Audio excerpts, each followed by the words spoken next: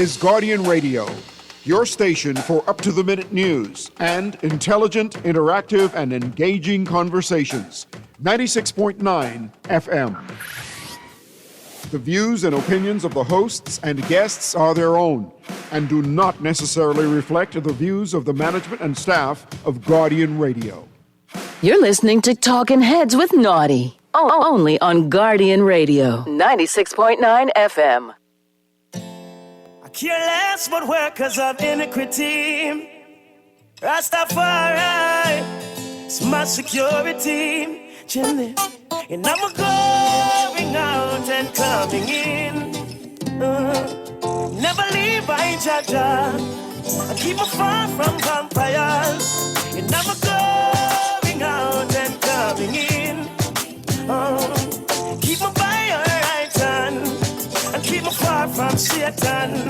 I let walk with me, talk to me, show me the thoughts. Talking Heads with Naughty is brought to you by Burger King, City of Hope, Fine Threads, John's Department Store, Joker's Wild, KFC, Naughty Johnny's, Percy's and Games, Pinder Towel, Prince Masters, Sandcastle Bahamas, Tropical Gyros, and the Water and Sewage Corporation.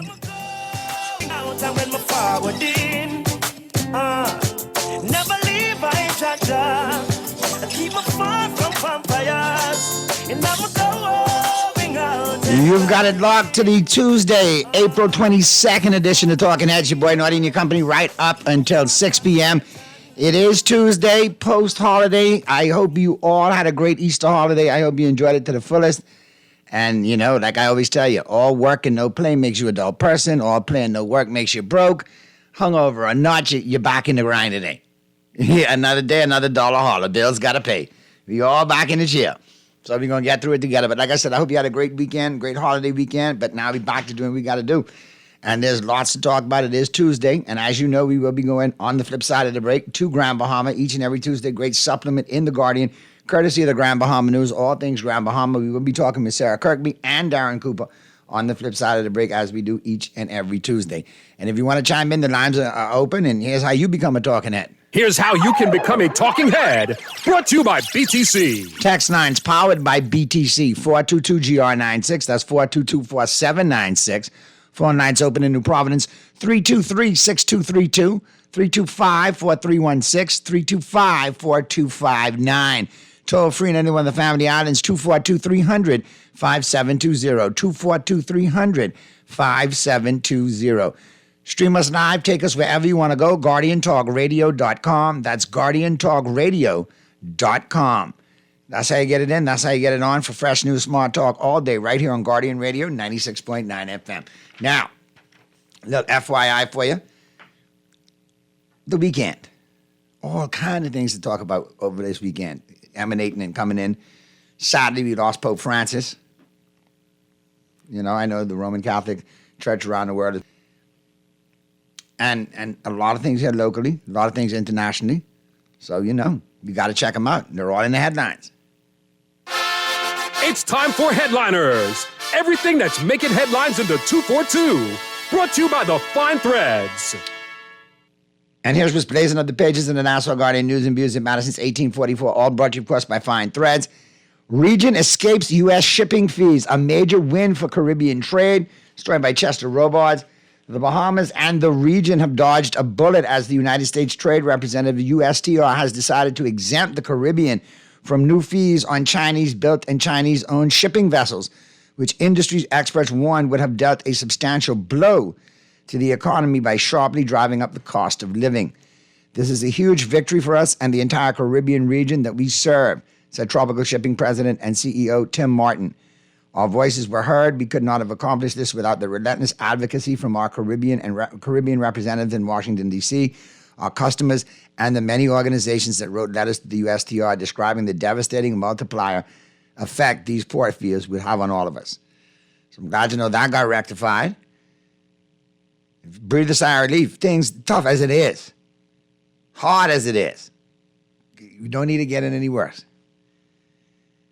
Pope Francis remembered as a champion for small island states, and like I said, everybody was saddened to learn of the loss of Pope Francis. And I just wonder what's going on with this Trump administration. when Trump got in for the first time, U.S. president, Fidel Castro, who had survived over 40 years worth of U.S. presidents or more, he passed away shortly after Trump became president. Now J.D. Vance makes a visit to the Vatican, and a couple of hours after that, 4 hours to be exact, the Pope is dead. What luck does this Trump administration have on world figures? Even if Trump get president, some world figures going down. I don't know. But sad to see the Pope pass away. Obviously, that has a huge effect on the Catholic Church and the diocese worldwide. The cardinals will meet in about 15 to 20 days from all around the globe to vote in the new successor. So there's a lot to watch coming out of the Vatican over the next few days. But may Pope Francis, may his soul rest in peace. And, put a little prayer up. Government needs comprehensive strategy to deal with U.S. tariffs, F&M leader says. Free National Movement leader Michael Pintard said the opposition is ready to work with the Davis administration to help plan a comprehensive response to the trade war between the United States and its trading partners, which experts have said will undoubtedly rise costs for Bahamians due to this country's heavy reliance on imports. We do not know the overall impact of the tariff situation in the U.S. is going to be, Pintard told the Nassau Guardian. We are certain that it's going to be elevate costs for the Bahamian consumer and businesses, and there has to be a comprehensive mitigation strategy by the government. So read more on that story by Tanika Thompson. Like I said, lots to talk about on the front page of the Guardian as well as on the inside. And of course, that special supplement brought to you by the Grand Bahama News each and every Tuesday. We will be talking about that in depth on the flip side of the break as the Tuesday, April 22nd edition of Talking Heads continues right after this. We're going to get to the break. Taurus Riley taking us to the break. Flipped it up. Yeah, you are telling me I don't know, right? So I done hit you with some Sizzler. I done hit you with some Buju. Now I can hit you up with some singy. All right? Taurus, take me to the break, brother. Keep me far from vampires, and I'm going out and coming in. Keep me by your right hand, and keep me far from Satan. To me, show me the thoughts and them hard for me. Me dip on my journey, them can't see me. And my purpose in me can't write off for me. Be a shield to me, reveal to me the bad guy, whatever deal and give me. You never hesitate for us to seal for me. I lay, and I'm going out and when my forward in. Never leave, I judge. Keep me far from vampires, and I'm going out and coming in. Crunch your hunger cravings and satisfy the whole family with KFC bucket meals starting at just $20. Get freshly prepared golden fried chicken, buttery biscuits, and add your favorite large sides for flavor that will make your mouth happy and your feet dance. Order online or WhatsApp hi to 557-3663 to grab your KFC bucket today. Big flavor, bigger value, and always KFC. Finger licking good. Refined style with elegant taste, then Fine Threads is your place. If you want those slacks hemmed or just taking the waist, then Fine Threads is your place. If you wanna look suave and debonair everywhere you go, like you're supposed to be in a video, wanna step out and look great, then Fine Threads is your place. Refined style with that is your place, is your place, is your place. Cancer Treatment Centers of America is now City of Hope, creating one of the leading cancer care and research networks from coast to coast, providing more of what you need. More locations means more care closer to home. More specialists means more expertise. More research means more breakthroughs. More advancements means more treatment options. And more options means more hope. Learn more at cancercenter.com. You're listening to Talking Heads with Naughty. Only on Guardian Radio, 96.9 FM. It's time for the buzz. What are you buzzing on? Brought to you by John's Shoes. I care less what workers of iniquity. Rastafari, it's my security. Chilling, and I'm going out and coming in. Never leave, I judge. Keep me far from vampires, and I'm going out and coming in.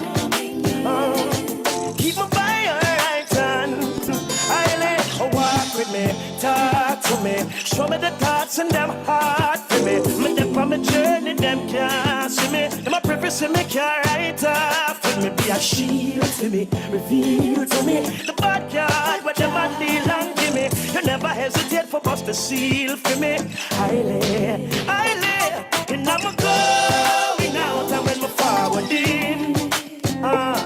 We're back at you on the Tuesday, April 22nd edition of Talking Heads. Your boy Naughty and your company right up until 6 p.m. And I'm being joined now by Sarah Kirkby from the Grand Bahama News. As you know, each and every Tuesday we get into the buzz by John Shoes. We talk all things Grand Bahama. I think Darren Cooper will be joining us in short order. But Sarah, what's good? I hope you had a good holiday. I know you were traveling. I hope you had a good time on your Easter holiday. I did. I had a good time. It wasn't all good. I went to go say farewell to a relative, so that was good, and I made it in time as well. So that was really nice. Our condolences on that. But if I know you, I'm sure you found a good time in there somewhere too. I did. It was great, and he passed on Good Friday, and then it's so sad to see that the Pope passed, but so pleased he made such huge changes. I think in such great statements in his time as Pope. So I hope we get someone nice and progressive like him next. 15 to 20 days, we'll know all the cardinals from around the globe will ascend on the Vatican, and in 15 or 20 days, we should know who the next Pope is going to be. Have you ever watched Conclave? Listen, if you haven't, you should watch it. I got other things to watch. I hope God look out for me. You might think it's boring, but it's not. Listen, really man, I don't need to watch a bunch of dudes walk in and their papacy and their hats and the incense and all of that. No, man, I used to be an altar boy when I was young in the Catholic Church, all right? I know what's going on, man. So I don't need to be standing on my feet for 8 hours watching incense. Oh, Mr. Boss, we Mr. Boss, Dom. No. Let me see some sports. And then when we get right to that moment of... Be putting a headdress on the Pope, then you call me, we go from there. You're classic. And movies too. I'll be honest with you, it got to be like a special movie that MJ wants to see, and I'll go watch it. Outside of that, I ain't trying to fall asleep in no movie theater and sports on the TVs. I don't know. Too much sports this time of year. Basketball, baseball, hockey, man, horse racing coming up. You can't watch sports all the time, dude. You got to spread it out a little bit. What you mean I can't watch sports all the time? You want me to prove it? No, I'm pretty sure you do it. Apart from bathroom breaks, political stuff. Man, look here. Sometimes I need a break from the politics for 24 hours. In 24 hours, I could watch 23 hours worth of sports and budget the bathroom breaks in between. That's 5 bathroom breaks. But I tell you though, I love your cold tonight. Some more coming out this week. As a matter of fact, another 3 dropping this week. So share, and share. All right. What's going on in Grand Bahama, Sarah? You got to squat up.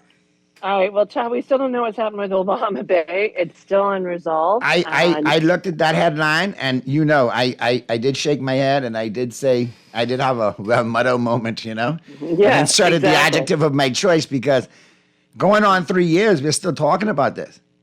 Yeah. And I mean, the problem is that we've had stories, and they're supposed to be changing their management system. It needs to get resolved, and I wonder at what point does it take for government to step in? It is a private entity, so I guess there is that situation, but I think it's just unfair to the staff that are living in that situation as well. So I hope it all gets resolved. We're just, trying to keep everybody updated. I had some friends who went down there this weekend because it's lovely for us in Freeport. It's like going out, to the Out Islands, going down there, and it's beautiful. It's a beautiful property. My brother-in-law got married down there. I enjoyed it, but at the same time, we needed to be functioning. Not fair to the staff.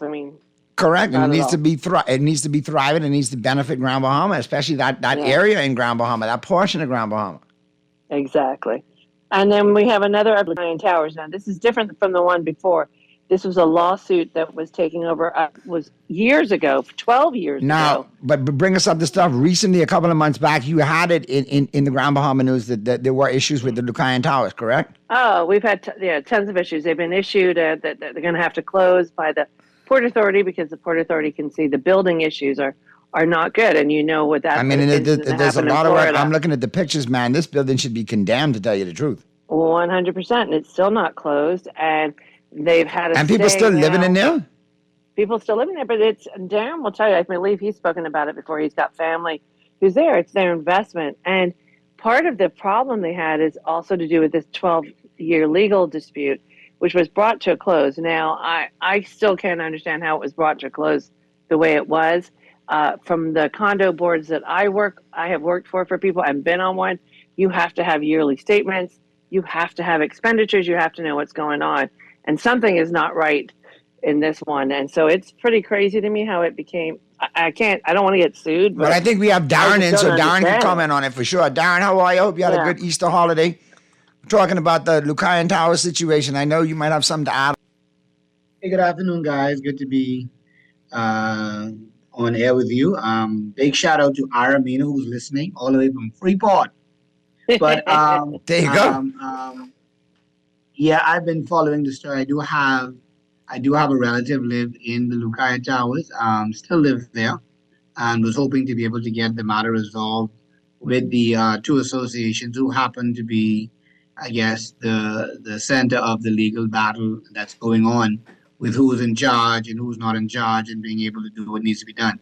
The concern is one that the building is in bad need of repairs, and even though the concerns of it being unsafe, where do people go when they still have mortgage on these units, or where do people go when they've invested all that they have? But it is where you have the association owners who really have the state of where it's at. One being there for so long, and them being accused of not doing the maintenance and doing the upgrade that's needed, and then one that's now there that sees the concern and want to be able to collect the maintenance and do the necessary repairs. It is an eyesore because in the Lucayan script it is one of our high-rise buildings, and it's very rare you can miss it. To see the patches, the cracks, the falling away. And the sad part about it is people are living in this facility. I have units in this. I have a friend who got their unit rented after so many years and couldn't get the lease to be fulfilled because they weren't able to get power and the necessary utilities, and they would have just spent a couple $1,000s in renovating their interior. So it is a saga that we're watching, and it's a situation that needs to have a soon completion end to it. Agreed. I mean, it's very sad, and these are the things. When you have a board, you have to follow the proper rules of how a board is run. And part of this now is they're contending over their water bill. They have a huge water bill that hasn't been paid, and they've been given 6 more months on that. But it's not functioning, this board, that's happening. So, where is the problem? Who will finally stand up and say, hey, this is how we're going to resolve it? It's not fair to those people in there. And I just feel the judicial system hasn't helped with this 12-year battle. And 12 years is a long time. 12 years. We haven't been able to work this out in 12 years. No, 12 years they've had this issue. Now it's finally come to that.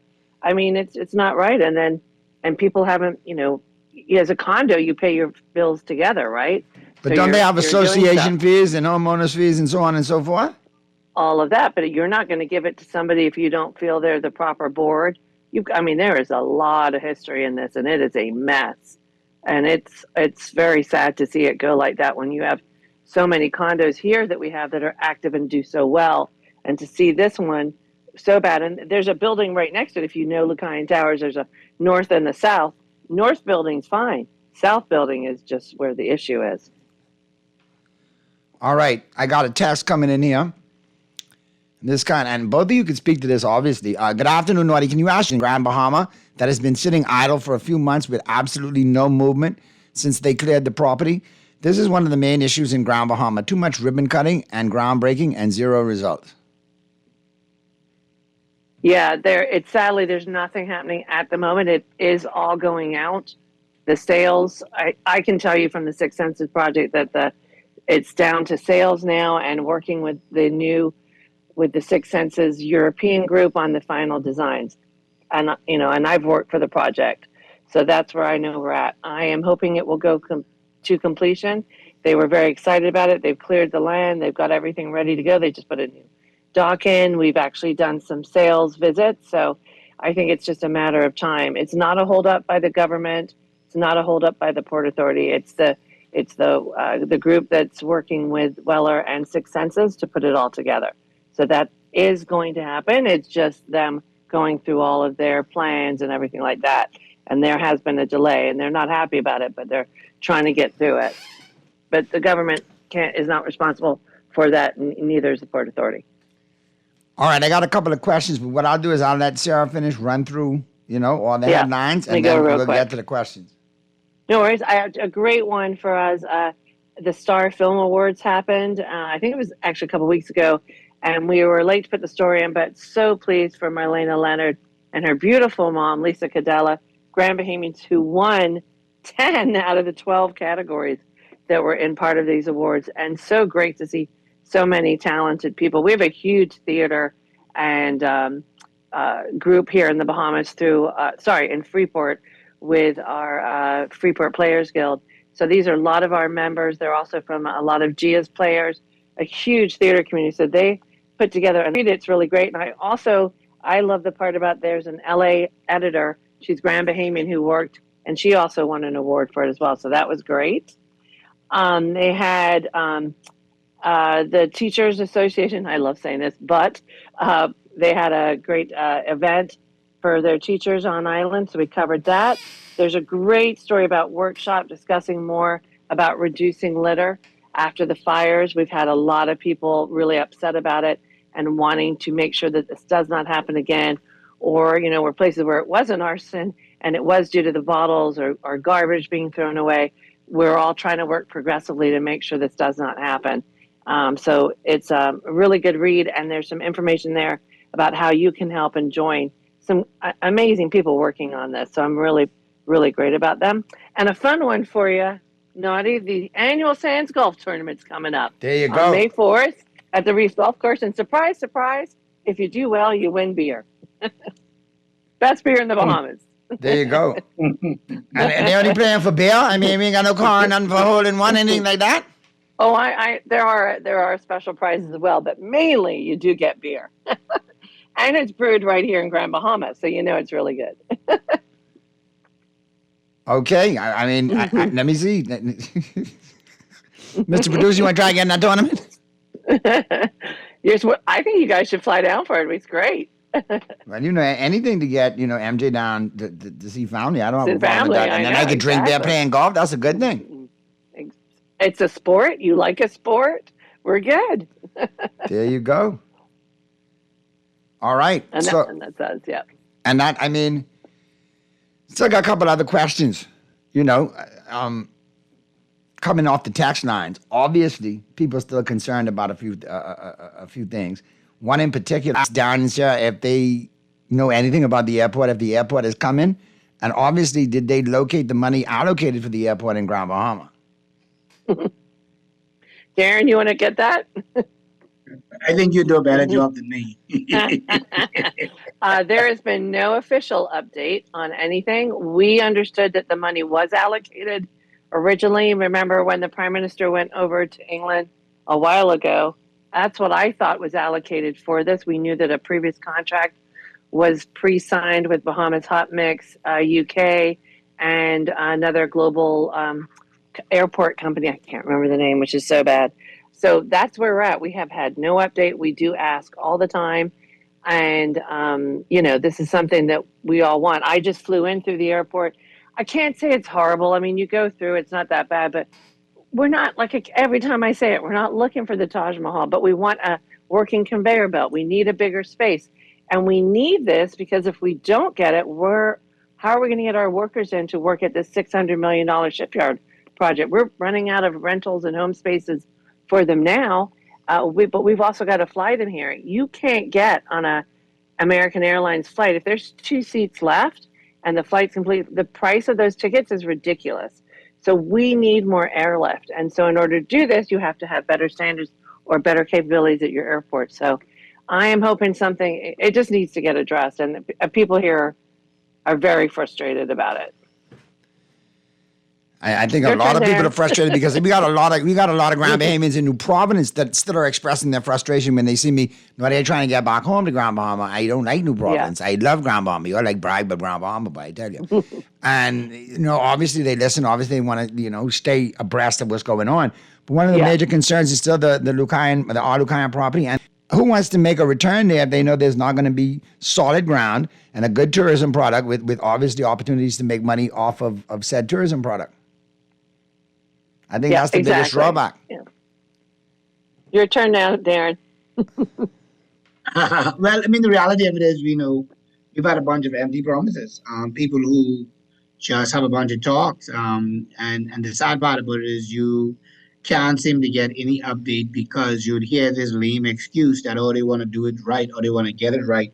And so they're taking their time, but taking their time when we are suffering in the process. You had persons during this Easter holiday wanted to travel. One of the airlines or the reliable airlines sold out. The flight, couldn't get tickets because they're sold out. And so you either had to cancel your trip or just don't go. Try and go to Nassau. But that's where we are. And like Sarah said, we need more airlifts. If we get more airlifts, we create more opportunities. Mm-hmm. And clearly that the government, who felt that the previous administration didn't do an excellent job, but hey, they purchased, or they would have been able to cut the deal for us to have ownership of it. So at least 4 years later, you should be able to have put something on it. And I remember the Deputy Prime Minister, when coming into office, promised this project a long time ago to have been completed, ribboned and cut, and operations open. But evidently, we still are looking and still crying over the same trailer park airport we have and the unsold Alukaya property that they continue to say is fully occupied. I don't think it's fully occupied, right? No. No. I'm glad you all said it. You all lived on there. Okay, good. We can't keep. We've had the same conversation over and over in regards to Alukaya, to the airport. I'm sure people are frustrated. You got election looming. What does that?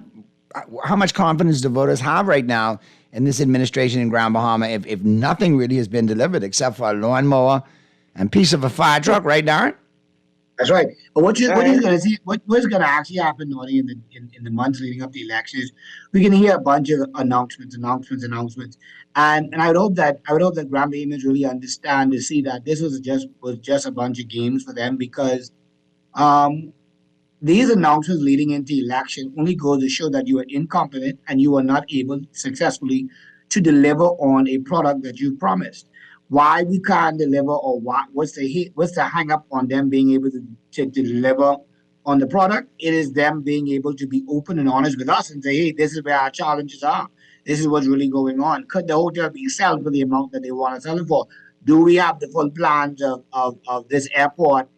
Where it's going, who's building it, how much is it going to cost us?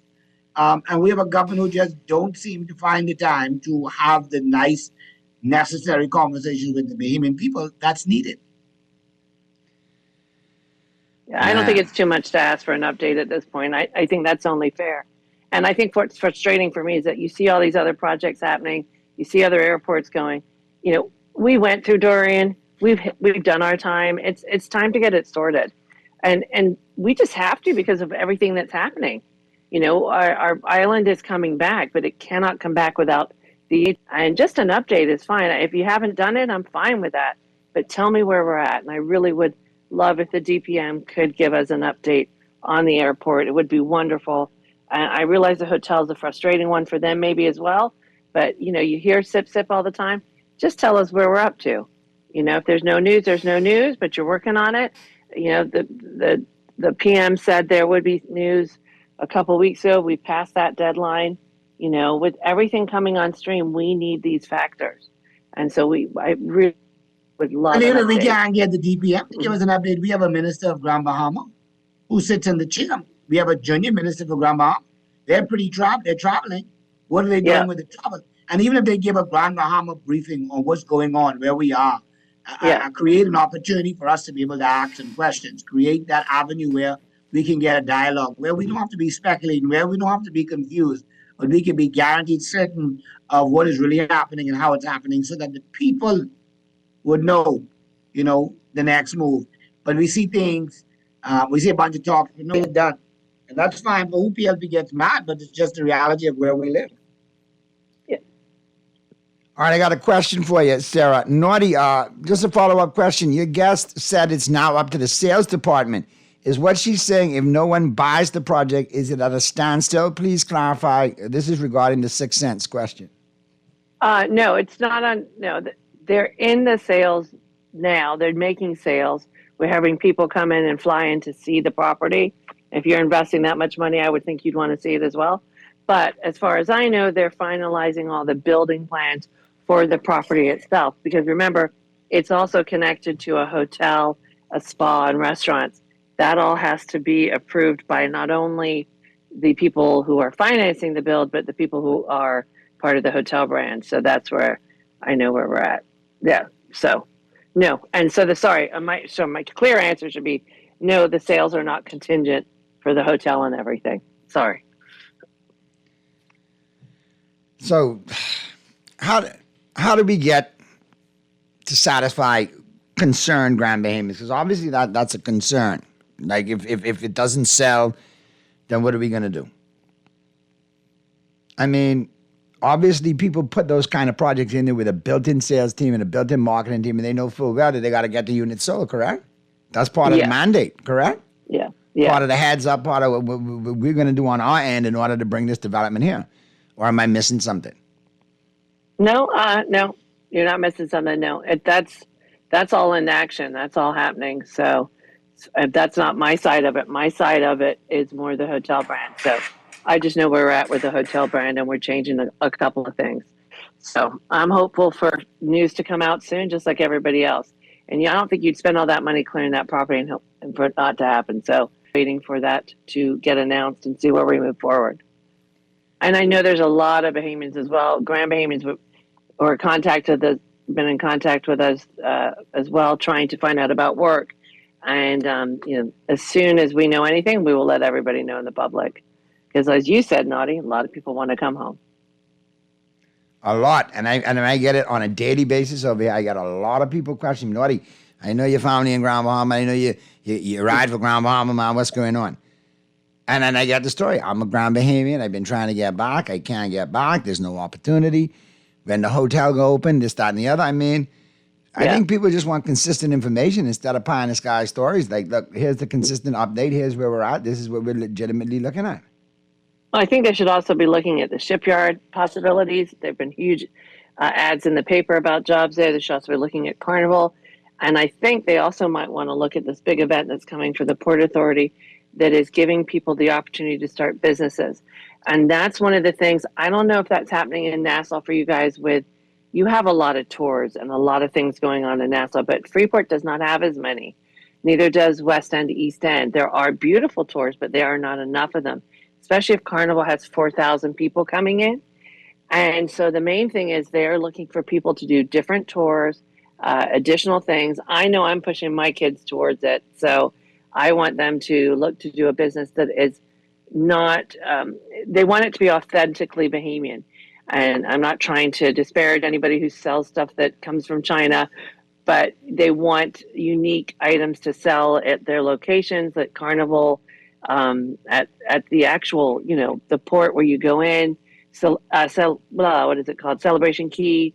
They're looking for unique tours to go on as well. So all those things, and we don't have enough, and we're not going to have enough with that many people coming to the island and other opportunities.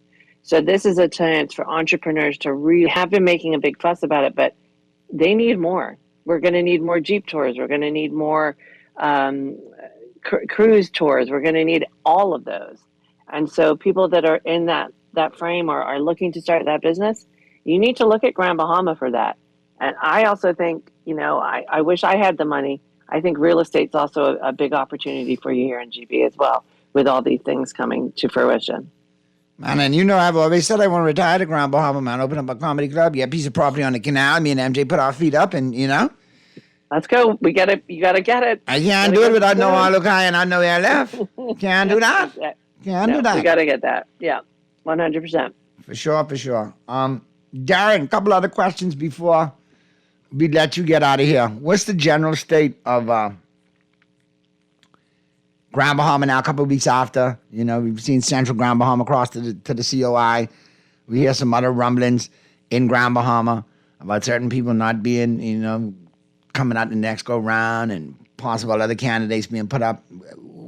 Is it really picking up down there in that level, or is it just at the same pace? I think the excitement of candidacy is brewing. I do know that there's been quite a bit of persons who would have submitted application for the Central Grand Bahama seat. I don't know if I'm being fast, but I would have submitted an application yesterday for consideration of Central, which Okay. it was asked of me. And so I think the excitement of politics or the election is brewing. And so, we would see how it goes. And of course, it's only an application process where you make a request and the party goes through vetting. Some persons interviewed about 3 weeks ago. And I don't know what the party's decision on those persons interviewed that day may be. But people are watching and people are calling for certain candidates to be. And of course, these persons who are also desiring to be candidates are doing their part in putting out their ad and what they're doing and their accomplishment and all that. So it is kind of picked up then, because that's what I'm getting over here. People telling me, the fever picking up in Freeport, man. They ready to go. Yeah, So, people are ready to know who their candidates are for their constituency, and they ready to hit the ground working. but I think that's the general consensus everywhere now, Darren, because people are trying to see what's going on. They want a different. They want to hear different things. I think they're tired of hearing the same old, if you know what I mean. I think they want to hear, okay, now we're on to go into the polls with this, or so on and so forth. Yeah, They ready to people run the are hoping race. people are hoping for the bell to ring now, They want it to ring now. right now. All right. Sound like Abaco and Freeport on the same page. You ought to been having meetings, eh? As out island, people always cause in trouble. All right. Let me just get to this one.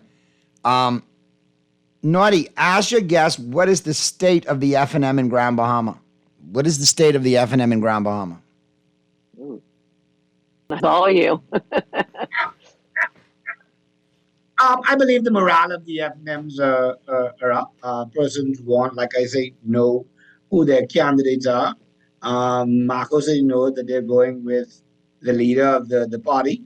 I believe that East Grand Bahama will be going with Kwesi Thomas. People want to know who their remaining 3 seats, possibly 6, 4, because we're hearing talks of a possible added seat. But people want to know, and people want to affiliate themselves with their candidate. They are looking for who that person would be, so that they would be able to make sure work and get on the ground. The FNM has an active weekly breakfast program that's become a Monday morning or the start of a work week. People are coming out, and you have cars parked all over getting breakfast on a Monday or a Tuesday morning. The association meetings are ramping up with persons coming out with support of who the guest speaker may be and what he's doing and what the possibilities are. People are also in the FNM out there canvassing and campaigning and soliciting support to be the desired candidate. And they're doing the door-to-door, they're doing the visit to the constituencies. So I would say that the election fever is slowly but surely increasing, and we'll wait to see the party decision. We've heard that May 1st should be the rollout or the announcement of candidates for the next election, and we would see where the party goes from there. All right, I got one coming in. Naughty, I'm waiting for the bell patiently and my $100,000. Laugh, laugh, laugh, laugh. On a serious note, ring the bell. Yeah, I would say ring the bell. You could wait patiently for the bell, Dexter, but if you wait on 100 grand, it might be a while before you get that. Let's get to the phone lines. Talking heads. Naughty, what's up, man, by nature? What's going on, GNN? Everything cool? Yeah, everything cool, but I love my Freeport people, your co-producers on this. I love them. But I got to sing a song for them, man, Naughty, man. What song? You know what I mean? Let me just sing a little song. You mean Gino D? I believe you can sing Gino D. Listen, Naughty, they promised them money that they didn't bring. They gave them T-shirts and ting-a-ling-a-ling, but they keep getting the swing. Keep getting the swing. Leave the singing to Gino D. Let Gino sing it, but yeah, you can talk it. You can talk it, but let Gino. All right, man. All right, good stuff as always, Gina. And Sarah Dawn, I appreciate you as always, man. We got to get to the break. We'll definitely do it again next Tuesday. I appreciate your contributions. And Darren, keep me posted with what's going on in Central Grand Bahama. Mr. I submitted my nomination. Good stuff. And Sarah, you keep us posted as well on the airport and on the airlifts and everything else. And we'll do it again next Tuesday, hey? Thanks for the time. We always appreciate it. Same way. All right, man. We'll get to the break. care. Flip side of the break, we got Cuban Willie's numerology report brought to you, of course, by the Island Game. 5 o'clock hour, we'll get into the news. Then we'll talk sports. Pearlie will be in the building. Keep it right where you got it. The Tuesday, April 22nd edition of Talking Heads continues right after this. Hard for me. Me dip on my journey, them can't see me. Them a preface me can't write off for me. Be a shield to me, reveal to me the bad card where them a deal and give me. You never hesitate for bust the seal for me. I lay, and I'm a going out and when my forward in. Never leave I job. Keep me far from vampires, and I'm a going out and coming in. Keep me far from demons.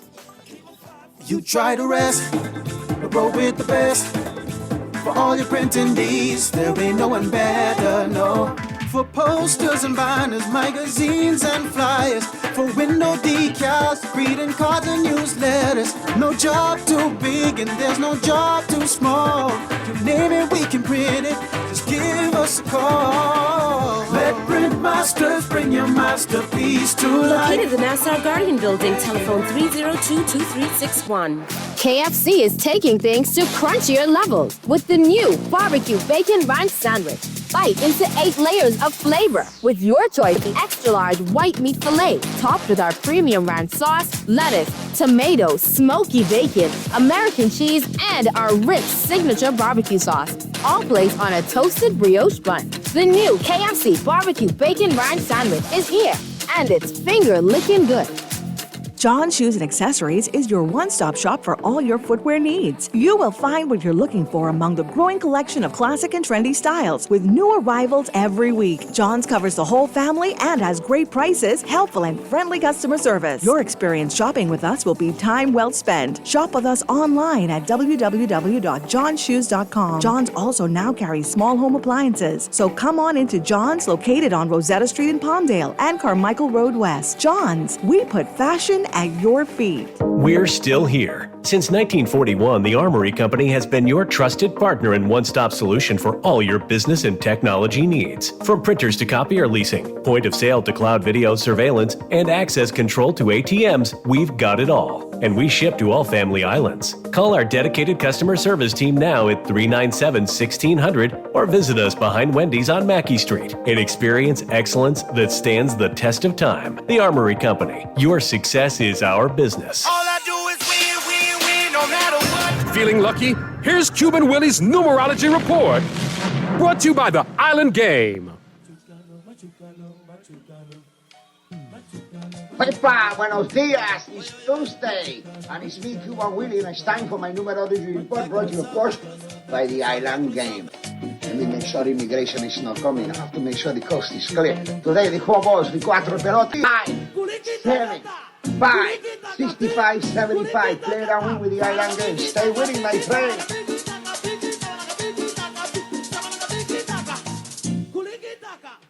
You're listening to Talking Heads with Naughty. Only on Guardian Radio, 96.9 FM. Careless but workers of iniquity. Rastafari, it's my security. Chimney, and I'm going out and coming in. Never leave by Jaja. Keep me far from vampires. And I'm going out and coming in. Keep me by your right hand. And keep me far from Satan. I lay a while. Talking Heads with Naughty is brought to you by Burger King, City of Hope, Fine Threads, John's Department Store, Joker's Wild, KFC, Naughty Johnny's, Percy's and Games, Pinder Towel, Prince Masters, Sandcastle Bahamas, Tropical Gyros, and the Water and Sewage Corporation. And I'm going out and when my forward in. Never leave by Jaja. Keep me far from vampires. And I'm going out and coming in. Keep me far from demons. Keep me far from Satan. More time I can't believe. Feel for grief. Flesh them a tear and them coming at me. The Bible tell me about a nation of heat. Me think a joke but not the joke's on me. Stay with me. I clear the stage for me. I'm smiling at my face and I think I great for me. So when me touch the road, Jaja are with me. So in my going out and coming in. Oh, never leave by Jaja. And keep me far from vultures. And never going out. We're back at you right here on the Tuesday, April 22nd edition of Talking Heads. Your boy Naughty and your company right up until 6 p.m. Purdy will be joining us shortly. All right, and we'll be talking sports. A little FYI for you before I get into everything. Don't forget, man, NRG is nutrition. Check out their world-famous smoothies, signature quinoa dishes, best salads and breakfast. Fit test of that. Open for breakfast, lunch, and now for dinner. Each order is made with love, the highest quality ingredients, and is nutritionally balanced. Visit any of their two locations, Old Fort Bay until 7:30 p.m., and West Bay Street above the Henrietta Colada Plaza on the second floor until 4 p.m. And be sure to always follow Energy on Instagram and Facebook at nrgbahamas.com. All right? And listen, I get a test. Today you got the best tuna sandwich going on. That tuna sandwich off the chain. All right? In addition to that, the smoothies are all good. You definitely need to check out Energy. Shout out to the Energy crew. All right. Little FYI for you. I had to get that out of the way. Now let's jump on into Today in Sports History. All brought to you, of course, by, like I told you, Naughty Johnny's. Well worth the trip out there to the Old Fort Shopping Plaza Monday through Friday. Great for lunch and dinner. Then on the weekend, Saturday and Sunday, great for breakfast, lunch, and dinner. All right? So let's jump on in and have a gander. What went down on this day in sports history. You know, some days are fully loaded. Other days are like, not so much. You know? But today, April 22nd, had a couple events going down. In 1876, 8 baseball teams began the inaugural season of the National League. In the first game, Boston beat Philadelphia 6-5. 1914, Babe Ruth made his pitching debut with the Baltimore Orioles. 1915, the New York Yankees wore pinstripes and the hat in the ring logo for the first time. 1945, the Toronto won in Game 7 of the Stanley Cup Finals. 1982, the Atlanta Braves ended their 13-game win streak to start the season. It was the longest streak of wins at the beginning of the season in Major League Baseball history. 1994, Michael Mora became the first left-handed heavyweight champion. Later got knocked out by George Foreman. And became, I think, the oldest heavyweight champion. 2010, the NFL draft was aired in prime time for the first time. Sports quote of the day, when he says sit down, I don't even bother to look for a chair. Max McGee, Green Bay Packers receiver, on Coach Vince Lombardi. All right, that's a wrap on Today in Sports History, all brought to you, of course, by Naughty Johnny's. Purdy is in. What's going on, Purlissimo? Boy, I'm right here, man. Right here. I had a beautiful Easter that ended in a sad note for me, but, you know, but still, God is good. I'm sorry it ended in a sad note for you. And, you know, as a good Roman Catholic, we lost our Pope on Monday morning. Yep. So we're in a state of mourning, but he's a good man. He did some good things, and, you know.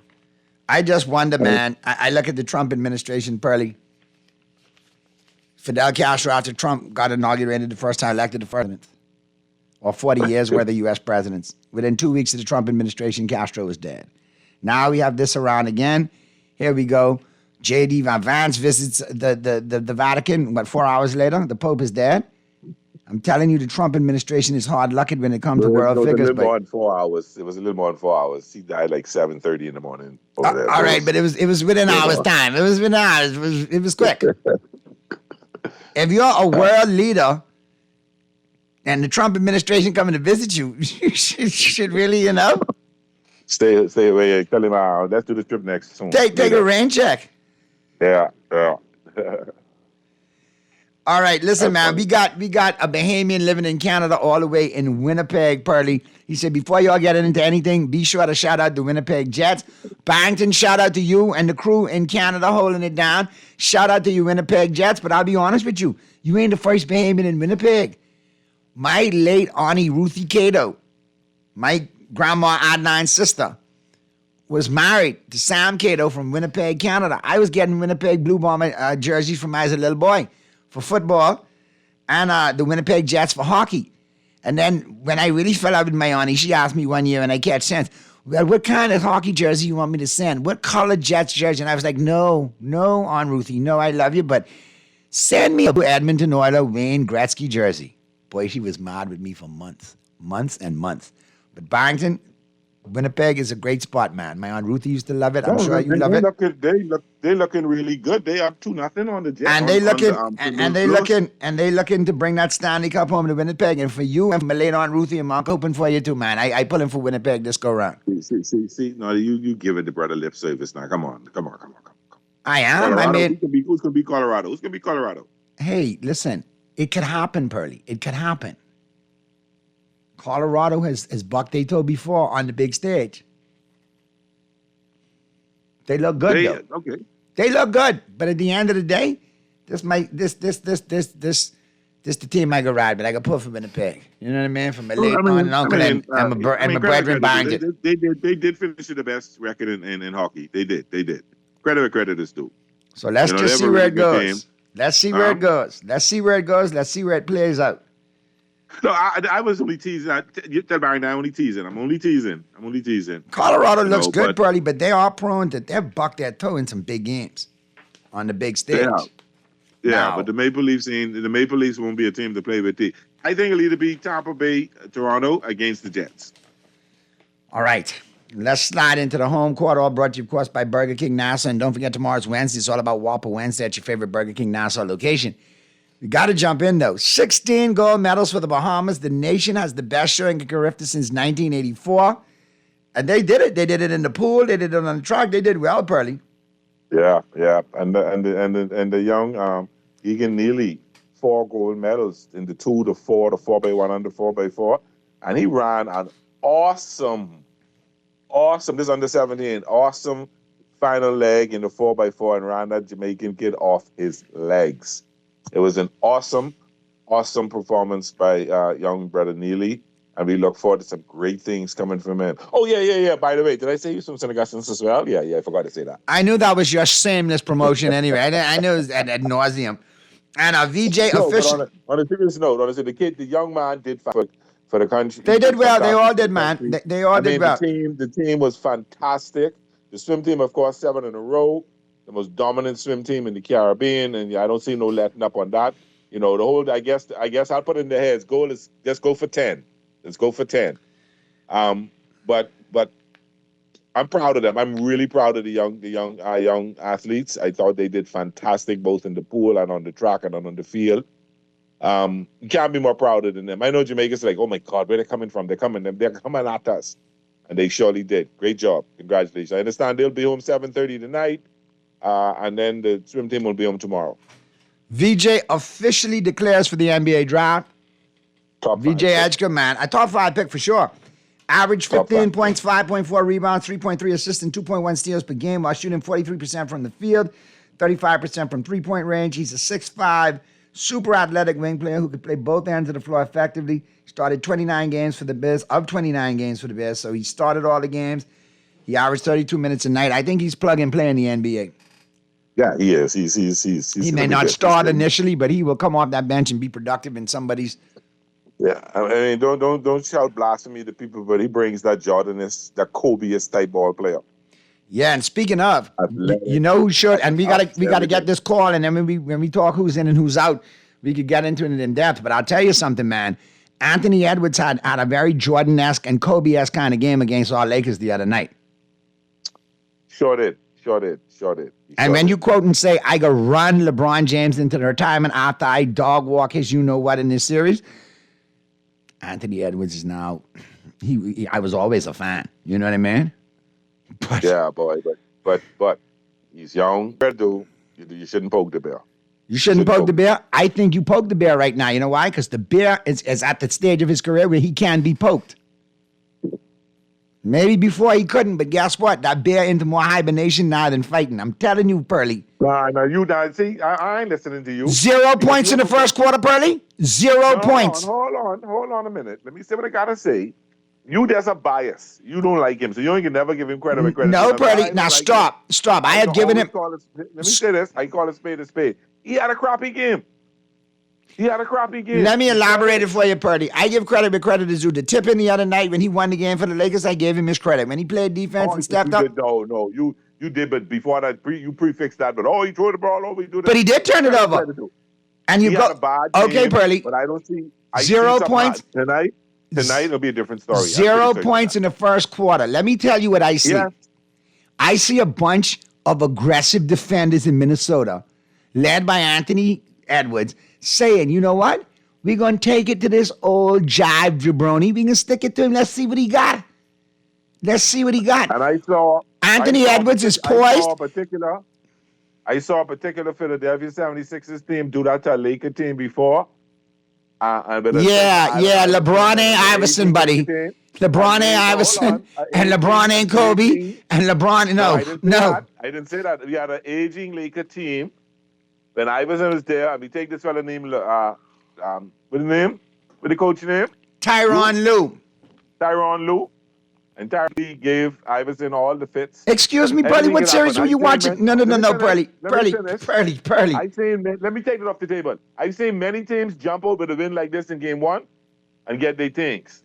Let's make this. Pearly, this the same Iverson who stepped. It's a different story. Pearly, this the same Iverson who stepped over Tyronn Lue, looking at him on the floor after they won game one. And let's be real. And how did that seem? Allen Iverson, yes, the Lakers did the gentleman's sweep, but after that, it was all Kobe, all Shaq, all Rick Fox the rest of the way in that Philadelphia series. I'm saying that basically that watch see what can happen tonight. I'm pretty certain the Lakers beat them by more than 10 tonight. If the Lakers lose tonight, then you could kiss the series goodbye. Lakers lose tonight, they're getting swept in Minnesota, or in the words of Shannon, lawsuit Sharp, Lakers in 5? Yeah, Lakers in 5, as in gone in 5, and you fired in the next 5 minutes. How about that, Shannon? You pulling for that to happen, Nordy. You hope that happen. Pearly. Let's be honest. You want that to happen because you want, let me finish. You want to say I told you so. You want to be like the Lakers. You want that to happen.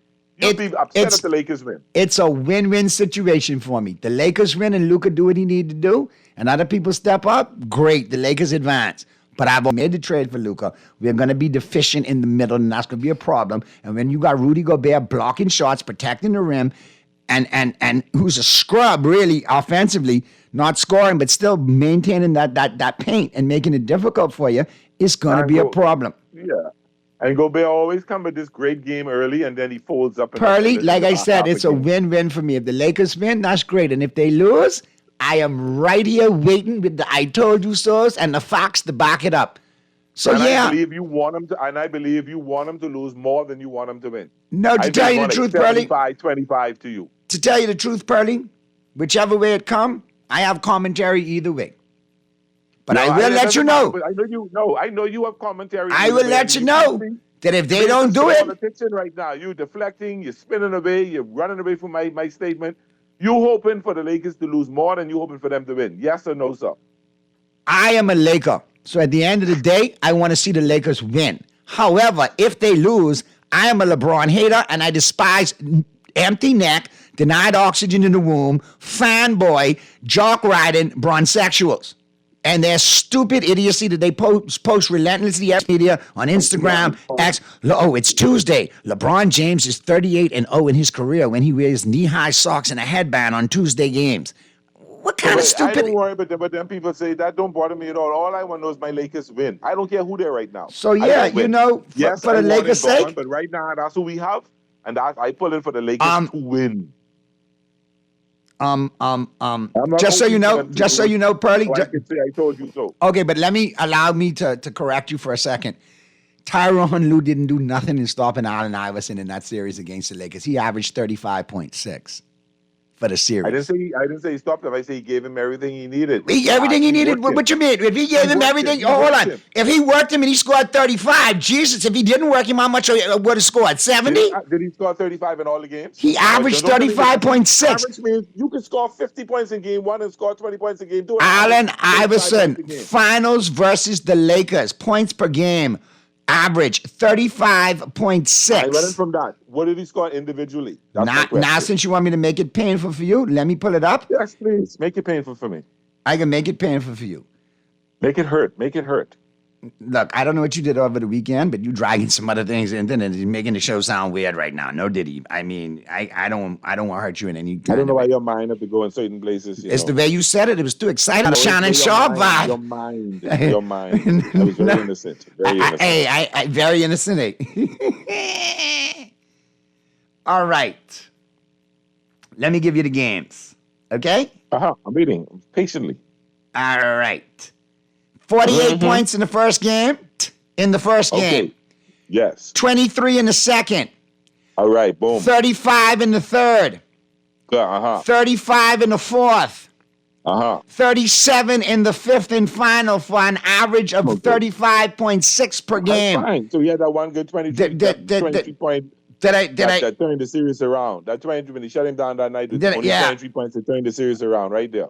Okay. Are you reaching now? Yeah, say what you want.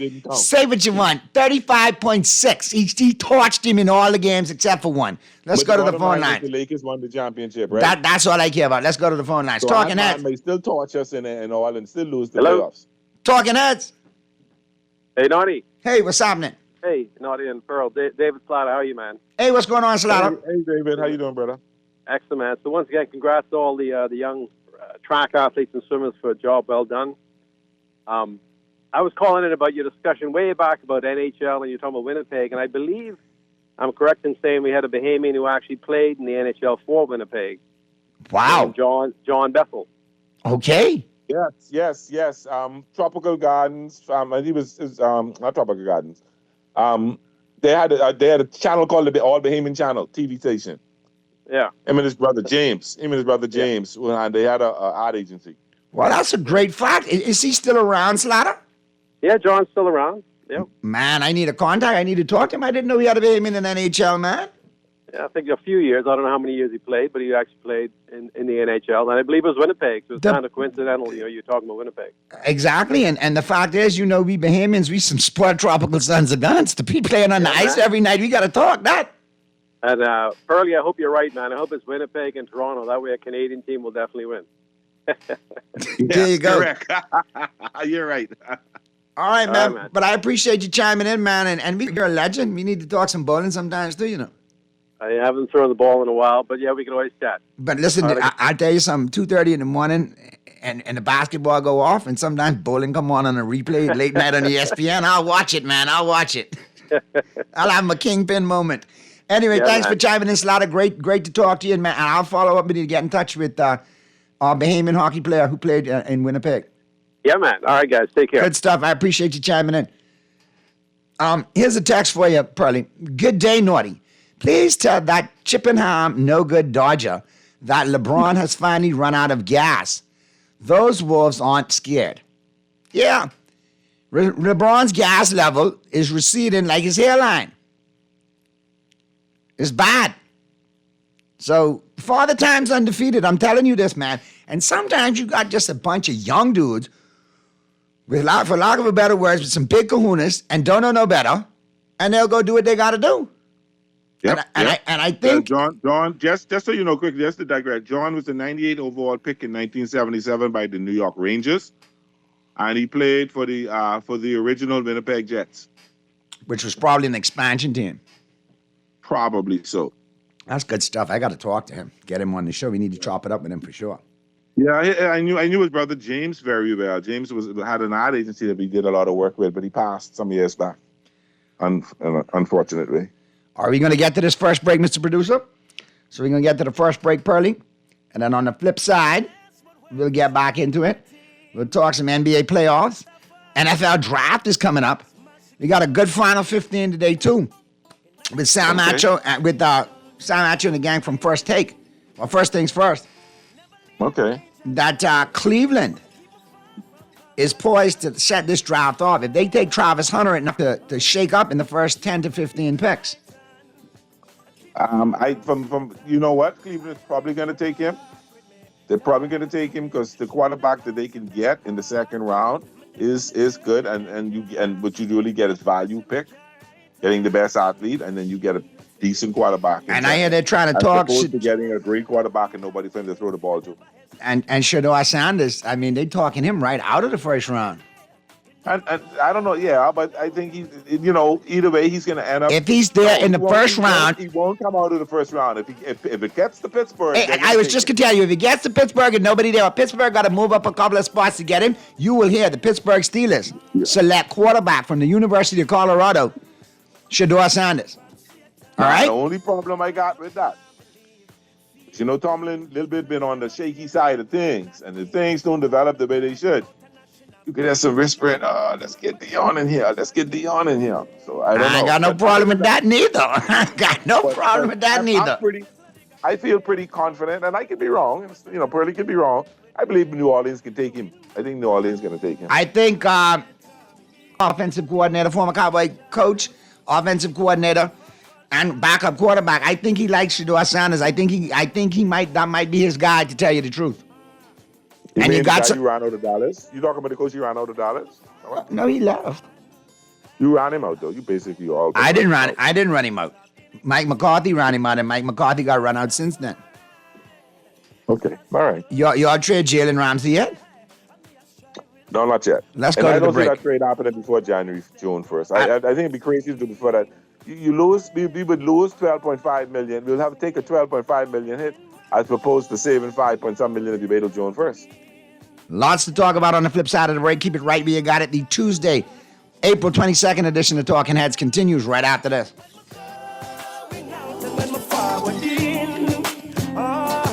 Keep my fire right on. I keep my far from demons. Walk with me, talk to me, show me the thoughts and them heart for me. Me dip on my journey, them can't see me. Crunch your hunger cravings and satisfy the whole family with KFC bucket meals starting at just $20. Get freshly prepared golden fried chicken, buttery biscuits, and add your favorite large sides for flavor that will make your mouth happy and your feet dance. Order online or WhatsApp hi to 557-3663 to grab your KFC bucket today. Big flavor, bigger value, and always KFC. Finger licking good. Pinder is carrying a new line of tile, the Sky series of porcelain. Comes in four: there's Sky Noir, Sky Azure, Sky Glance, and this one, Sky Gris. Sky Gris, as you'd imagine, gives you a smoky kind of feel. It's not heavy and depressing, but gives the area a chill feeling. The Sky series comes in two formats: 24 by 24 at $5.30 a square foot, 12 by 24 at $5.25 a square foot. I really like this series for big spaces, and being porcelain, they can take a lot of traffic. The Sky series at Pinder Tile. John Shoes and Accessories is your one-stop shop for all your footwear needs. You will find what you're looking for among the growing collection of classic and trendy styles with new arrivals every week. John's covers the whole family and has great prices, helpful and friendly customer service. Your experience shopping with us will be time well spent. Shop with us online at www.johnshoes.com. John's also now carries small home appliances. So come on into John's, located on Rosetta Street in Palmdale and Carmichael Road West. John's, we put fashion at your feet. You're listening to Talking Heads with Naughty. Only on Guardian Radio, 96.9 FM. I care less what workers of iniquity. Rastafari, it's my security. Chimney, and I'm going out and coming in. Never leave by Jaja. I keep me far from vampires. And I'm going out and coming in.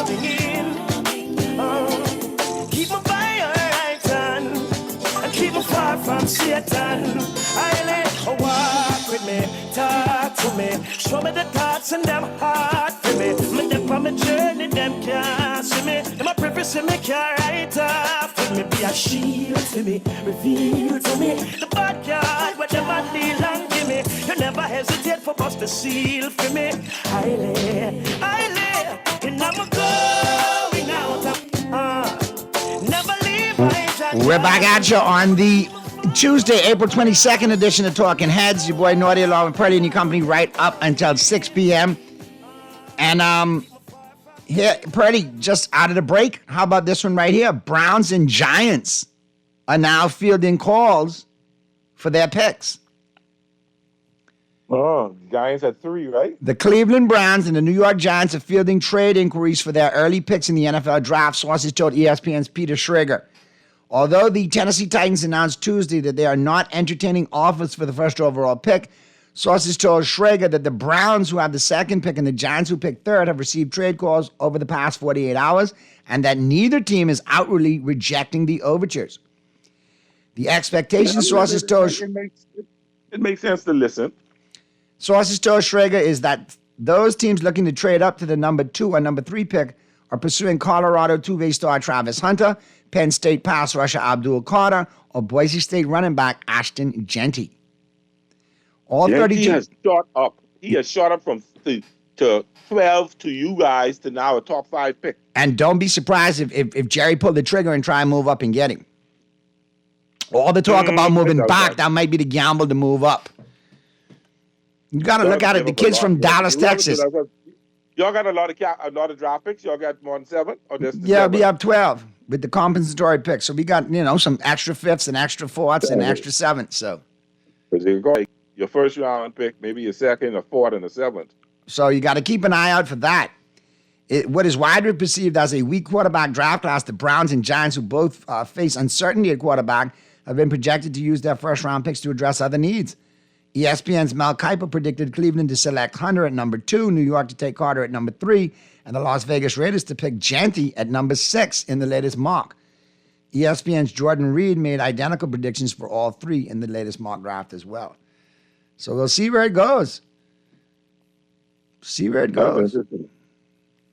That is very interesting. But I tell you the truth, I think when they say there's a weak quarterback class, I think there's a weak quarterback class that you would use a first round pick on. But I think there's some pretty decent quarterbacks that are projects that could go in the second or the third round who could probably be a lot better than you think. Particularly the kid from Alabama. Yeah. The kid from Alabama, yeah, definitely could be another one. And I think there's another young kid from, I want to say LSU, not LSU, is it? Oh, Lord. Anyway, keep talking. The question is this. I had some sad news just pop up.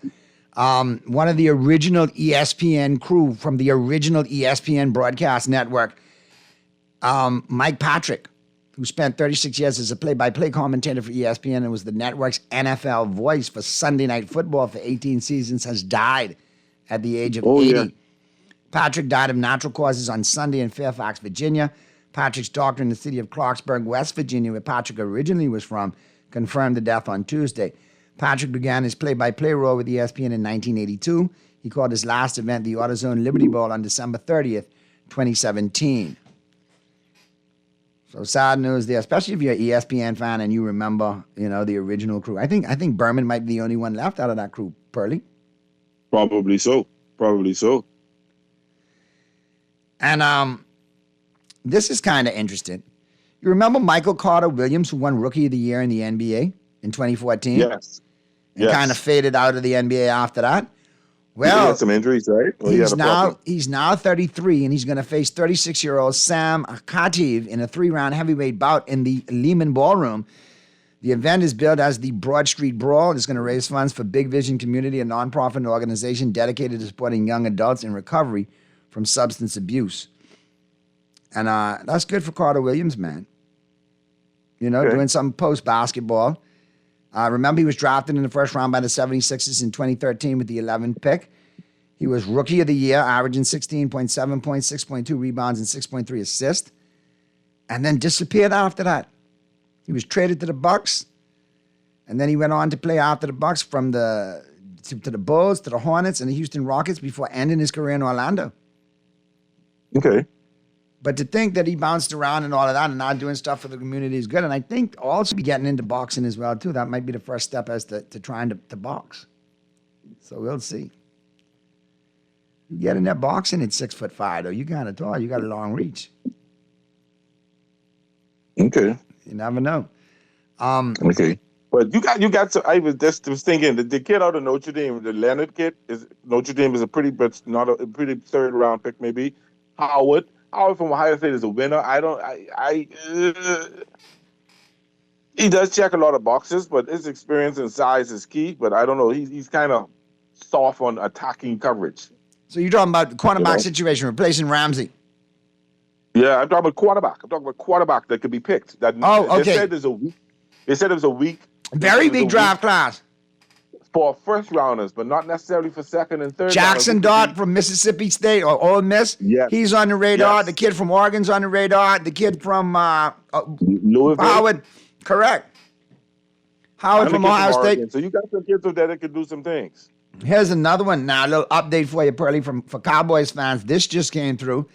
The NFL draft is now days away. The Cowboys are still looking to ways to improve their roster other than the 10 current selections they have over 7 rounds. Okay, you got 10. Okay. Owner and general manager Jerry Jones said after Tuesday's pre-draft news conference that the Cowboys are working on pretty substantive trades regarding players, although he offered no specifics other than saying they are taking calls with teams. The Cowboys have made trades, wide receiver Jonathan Mingo, wide receiver Brandon Cooks, cornerback Stephon Gilmore in recent years, but have not made a blockbuster deal since the midseason edition of Amari Cooper in 2018. So let's see where it goes with this, Pearly. He might be trading up. He might load up and try to go get Travis Hunter, brother. Because that's what I'm hearing. That'd be awesome. It may happen. You'll see. And Dallas needs help at quarterback, cornerback, and wide receiver. That means you're going to put your whole draft on maybe 1 or 2 picks. You're going to give up a lot to get that. We'll see where it goes. But I could see Jerry pulling the trigger and putting this kid in, start plug and play at cornerback and wide receiver, and he could do it. Okay. I don't think Jerry's going to go that route though. I think he may trade for some veteran talent for picks, like actual players. Maybe so. So we'll see where it goes. Because because you got to pay Micah or lose him. Correct. All right, let's jump on in, Pearly. Let's check out the games for tonight in the NBA. All brought to you, of course, by the Island Game. The game you know, the friends you trust. They always remind you to play responsibly. And like I said, we got a good lineup tonight. A lot of good games on tap in the NBA. Playoff games, obviously. Milwaukee Bucks plus Milwaukee Bucks plus 4.5 against the Indiana Pacers in Indiana. Indiana took them to the woodshed in the first game. I think no Lillard in Milwaukee is another situation. And even if he comes back, he's not 100%. I'm going to take He's playing tonight. Lillard's playing. Yeah, but where is he at, Pearly? He had blood clot issues. That's not easy to come back from. Yeah, but he's playing. Only person out is Smith. He's out because of his ankle, the forward. All right. What I'm going to do, since you say Lillard is back, I'm going to take the Bucks in the 4.5 points. I'll take the Bucks in the 4.5 points tonight too. I think, but in Indiana, actually, I'm going to take Indiana in the 4 points. Yeah, you know what? I maybe the Bucks make this a series when they back in Milwaukee. Give me Indiana in the money line to be safe. Yeah, I'm going to take Indiana in the 4.5. Memphis Grizzlies plus 14.5 against the Oklahoma City Thunder. I don't think Oklahoma beats them by 50 like they did the last game. I think Memphis comes back with a little bit of attitude. I think Oklahoma's going to win this game, but I'm thinking maybe you might want to roll with Memphis plus the 14.5 tonight.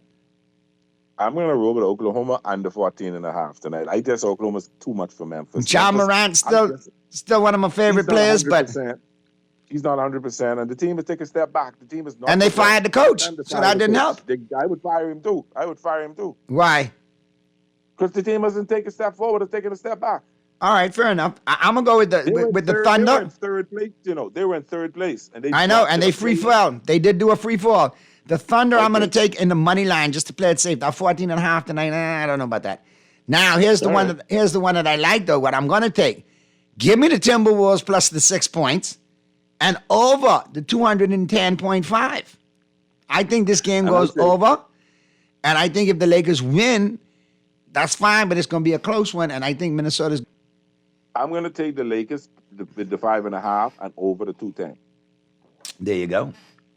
That's me. I'm going to take the Lakers to 5.5 tonight. All right, now, Pearly. If the Lakers lose tonight, pack it up. They're done. Stick a fork in it. Yeah, and if they win tonight, make it in 5. I don't think so. If they win tonight, they're going 7. It ain't going 5. Minnesota's a talented team, bro. I'm not taking that away from them. And it's matchup. If the Lakers could get through this and face somebody else in the second round with a different matchup, the Lakers might beat the brakes off them. It's all about matchups. Yep. It is. It sure is. All right, so we got to get to the break. Pearly, good stuff as always, man. And for those of you who enjoy the sports talk, I appreciate the text, man. I really, really do. And for those of you who like the politics, well, make sure I tune in between 4 and 5. Get in early. Yep. So guess what?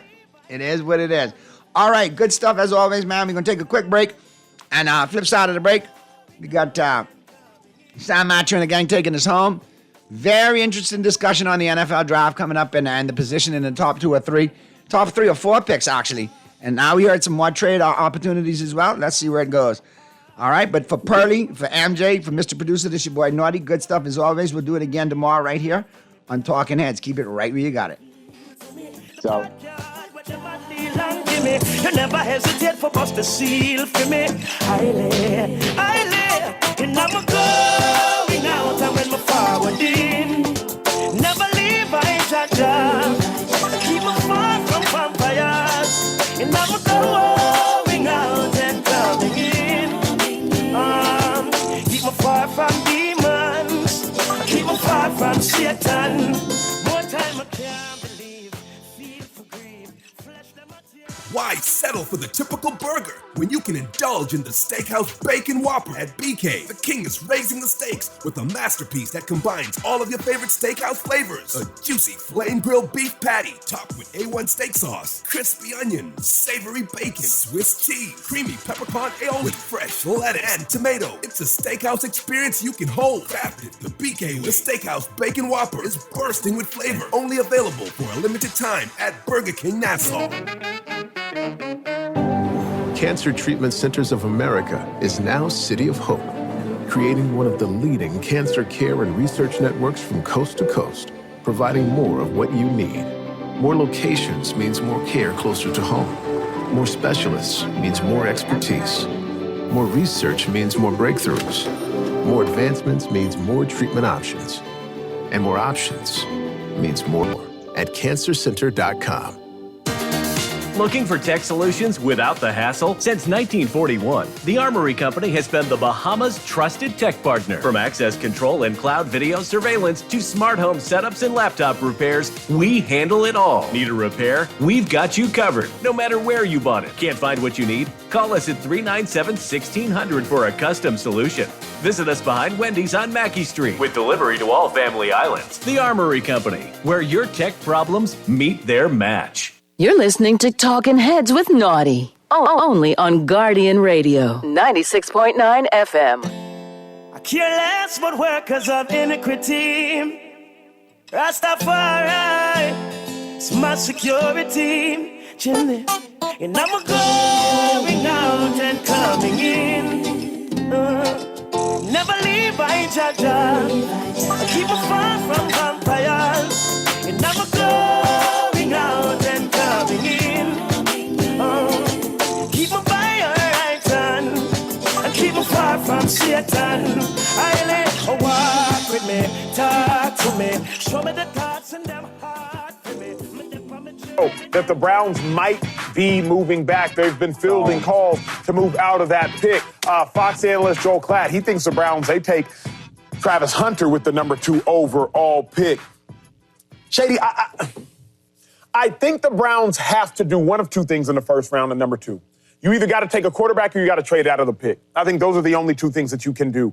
I love Abdul Carter as a pass rusher. I love him as a pass rusher. But you know who I love more? Myles Garrett, a generational talent, a Hall of Fame talent. And even Myles Garrett as an edge rusher can't do enough to get the Browns over the hump. I love Travis Hunter as a defensive back. Love him as a defensive back. College, Denzel Ward. And even Denzel Ward, as good as he's been in the National Football League, cannot get the Browns over the hump. I love Travis Hunter as a wide receiver. I love him as a wide receiver. You know who I equally loved as a wide receiver coming out of college? Jerry Jeudy, who had an all-pro caliber season last year for the Browns. And even Jerry Jeudy, who turned on late for the Browns with Jameis Winston at quarterback, could not get the Browns over the hump. And mind you, the Browns had Myles Garrett, Jerry Jeudy, and Denzel Ward all at the same time, and they couldn't get over the hump. So what that tells me is this. All y'all other positions are amazing. I played another position outside of quarterback. But if you don't have a quarterback, you ain't got nothing. That's true. The Browns have to find a way to take a quarterback in the first round. Either take one at number 2 if you deem one as worthy, or trade out of that number 2 overall, acquire 2 first-round picks, draft a quarterback later in the first round, then use that first-round pick from next year to make noise next year, or to move back up into this year's draft and make noise. But Shady, I think the Browns have to take a QB in the first round. You not wrong. You are not wrong. That's why it's Shedeur Sanders. He's right there. He ready. What's the problem? What's the issue?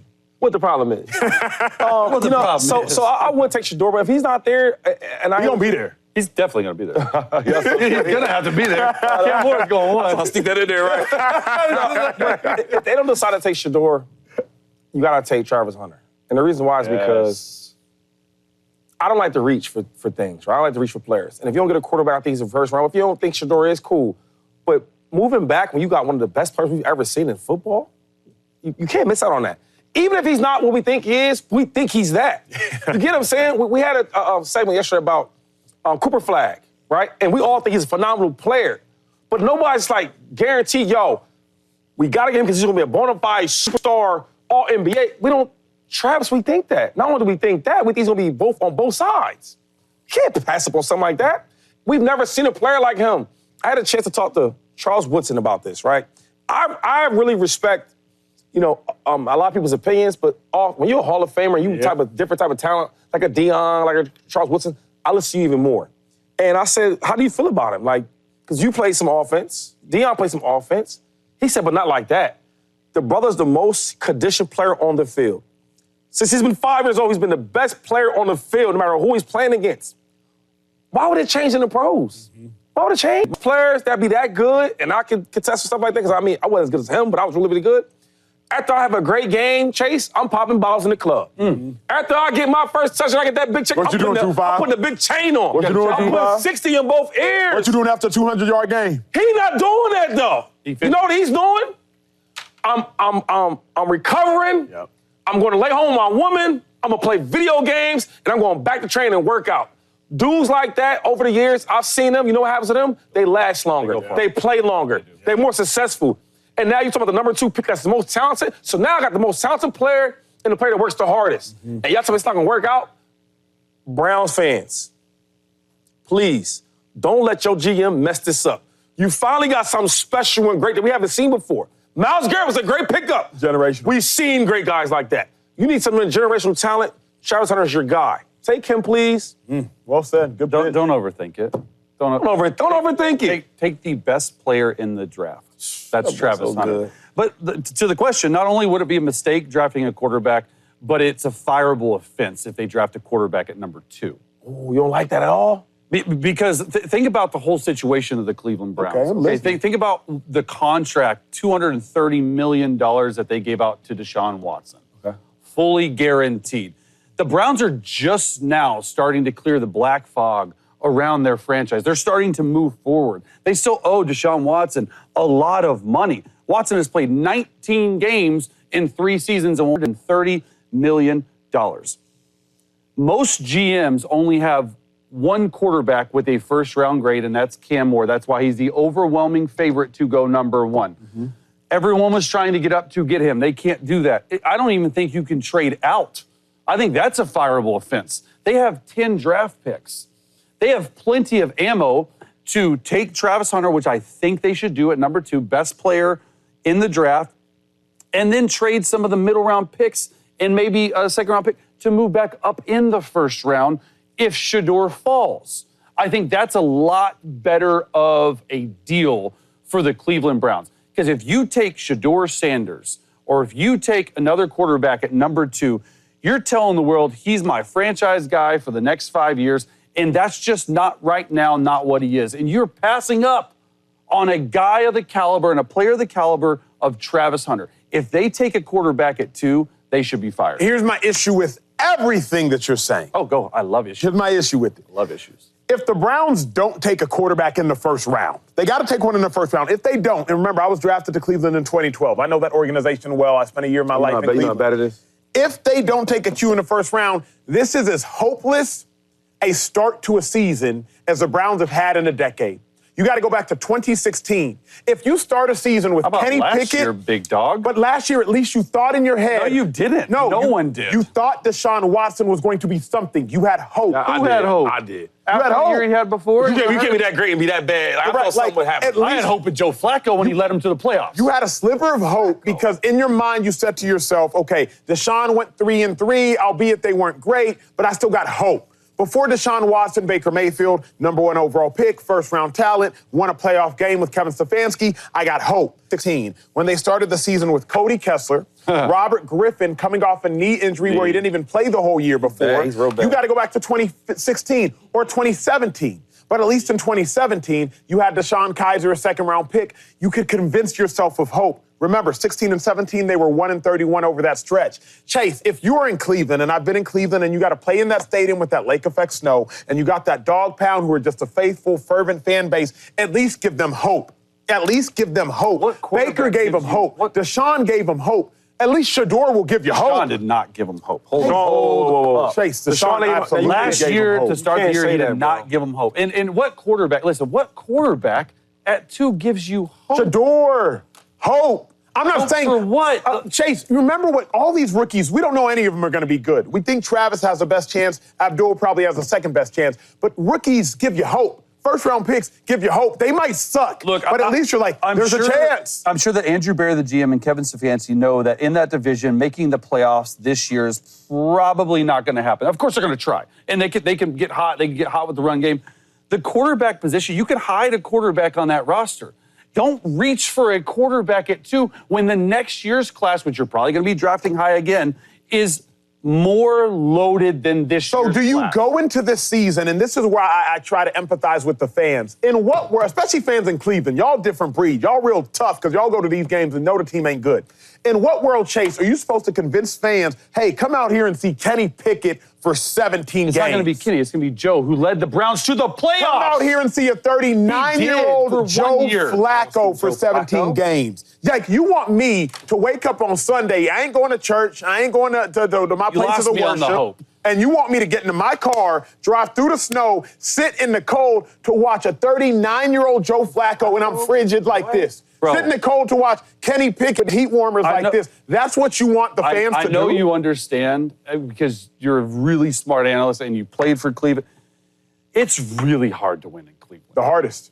I think it is as hard as possible. And the fact that Kevin Stefanski won 2 Coach of the Year, that blows my mind. Congrats, that's awesome. Well done. But to have a quarterback as a rookie come in and to play right away, and a lot of people view these guys need a year to maybe get their bearings right to even play, and then you force them into play, I don't think that's right. And the fact is, bro, taking a quarterback at 2 that you're not fully convinced on after giving the contract that they did, that would be the least amount of hope we've ever seen because now you're stuck with a guy after a year that you're not sure is the guy. Do not reach on a quarterback. If there was quarterback class that was loaded like last year, by all means, draft away. You'd end up with Jaden Daniels. This is not the quarterback. Let me ask y'all this, though. At least for this season, hypothetically speaking, 56 hours from now the draft occurs, 56 hours and roughly 55 minutes. Browns are on the clock. With the number 2 overall pick, the Browns select quarterback out of Colorado, Shedeur Sanders. I don't think there will be boos. You're passing Hell on Travis Hunter. No, there will be because you can get Shedeur at 20 probably. I don't know. Or you can get Jackson Dart, or you can get Tyler Sheck at 20. But one of them dudes. That's my point. They might, think though. about this. They might. Wait, hold up. You telling me that the Bears fan base, Browns, or Browns fan base, they rather have them quarterbacks than Shador? I'm just saying, if Shador gonna boo gets the hell out of taken them at guys. 9, but if Shador gets taken at 9, I don't think they're going to make a big deal out of either taking Tyler Shark or Jackson Dart up in the first round. Like, you can trade back in the first. You can get Travis Hunter and a quarterback that you don't have to reach on at number 2. I'll just say this, though. That's rich. I mean, first, the Browns is a hard place to play at. Hard place to play. So I don't want to act like that's not right. Like you said something that was interesting. You said, man, imagine being a fan knowing we suck and it's going to be cold and I got to watch it. So I get all that part. But the one thing is hope. A lot of fan bases, man, even when they're trash, think about this, though. It'd be trash it'd be trash teams that fans can't wait to the draft. Yeah. They taking the whole family there. Hope. Right? Yeah, no doubt. There's hope. Yeah, no doubt. And one thing you just said that caught my eyes, like, yo, hope is a big thing. John Watson, when they made that $230 million deal, nobody complained. Nobody. No, not when they made it. All these other quarterbacks you see, all these bad quarterbacks that get all these paid money, we complain about it. Well, I do, because they shouldn't get it. But we thought he could get it. Yeah. When he played bad, this and that, we said, you know what? We'll give him a check mark for that. We'll get a grace period. He's been out of the game for a long time. Somebody this great can't be this bad. Yeah. So when you talk about hope, he still gave that fan base hope. I agree when he got So now- signed, but not last year. But what I'm saying, like, you thought that maybe he was bad because he's out so long. That happens. That happens. Injuries and all that. We thought he'll come. You think that's some hope right there. That's hope. You don't think they're going to get some hope if he's coming there? That's hope. With the hype and all that, the stats. I'm not saying he'll be good. Not With at, the hope. not at 2. I would rather have Travis Hunter times 100 right But now. Chase, we would too. Yeah. But what I'm saying is, you can't go wrong with either. Yeah, it's two different conversations. I agree with you that it's way rich to draft Shador Sanders at number 2. I agree with that wholeheartedly. I also agree Shador might struggle in Cleveland. I agree with that wholeheartedly. But what I don't agree with is if you draft Shador, a player who has won at every level, a player who's incredibly polarizing, a player who has swag, a player who's galvanizing, if you're a Browns fan, you're going to say, hey, you see what he did in college though, right? Colorado didn't win 10 games or 9 games for a decade before he got there, and now he won them 9 games. Like, you'll just grasp for the belief. We're talking about things that are not going to happen. The Cleveland Browns, I like Shador. I like watching him play. All I'm saying is I don't think he's worthy of the number 2 pick. It's not going to happen. And if they trade out, they're missing out on Travis Hunter because Shador's going to be gone before they trade back in. So draft Travis Hunter. But don't overthink it. Here's the fear is I think wrong, think long. I get that. But also, if you think wrong, you can analyze enough to make the right decision. Joe Thomas, generational. I played with Joe Thomas. Yeah. Generational. First ballot Hall of Famer. He ain't win a goddamn thing in Cleveland. Yeah, it's quarter. You got to have quarterbacks. Joe Hayden, really good player. Not generational, but really, really, really good player. He ain't win nothing in Cleveland. Myles Garrett, generational. Hall of Fame, generational. He got one playoff game, I think maybe 2 wins. One playoff win. 1 or 2, whatever it is. Travis, he's great. Great. Well, what's Travis going to win in Cleveland, y'all, without a quarterback? And he's great. But again, what can he win? They had a 1,000-yard receiver last year. They had an all-pro caliber cornerback, a Pro Bowl caliber. They have a Hall of Fame pass rusher. They already have Abdul Carter on the team. They have him there in Myles Garrett. What if you draft Travis? Shout out to y'all. But what can he do in Cleveland? Travis can be better than New York. That's why I say go get Shador Sanders. Go get him. And if that don't work, I will go with the next pick would be Travis Hunter. Respectfully, you're building the team there for years to come. Like, you have to, but listen. I'm listening. Because next year, because next year, and I've talked to some GMs. The next year's quarterback class is loaded. Is heavier. Yeah. It's not like last year's. It's definitely not this year. What's that mean, though? Like just better players. But I'm saying, so like I'm just saying, and nothing's like, you know what I'm saying? Because people always say that, but I'm like, what are you going to lose on purpose to get him? No, you're not. And it's a 40% hit rate on first-round quarterbacks through the general. Right. The fact that you hitting on a quarterback probably not going to happen. But you have to build the team the right way. Of course, you need a quarterback. Let's say they do take Shador Sanders at number 2. Good pick. What do you think Shador's going to win in Cleveland? But well, I think he's always been a winner. Like how many more? No, like a rookie. Like truthfully, I agree with you. Truthfully, like if Shador Sanders ends up in Cleveland as a rookie quarterback in Stefanski's offense versus a Joe Flacco, just say Joe. Yeah. Do you think that Shador's going to win ultimately more games than Joe? And if so, how much? But that real quick, can I answer first, please? But that's not why you drafted him. You're not drafting to be this great player and great team. The same year you draft him, he's a rookie. Jaden Daniels. How many guys? Whoa, Nick. Playoffs.